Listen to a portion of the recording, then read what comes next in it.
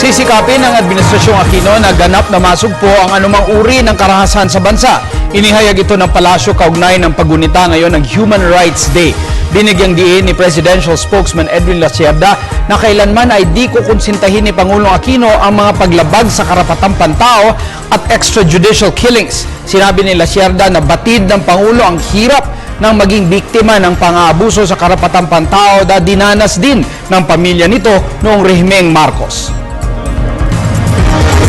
5 pang estafa cases ang isinampa sa Cagayan de Oro Regional Trial Court laban sa founder ng NAD21 Auto Option Trading na si Jacob Coco Rasuman.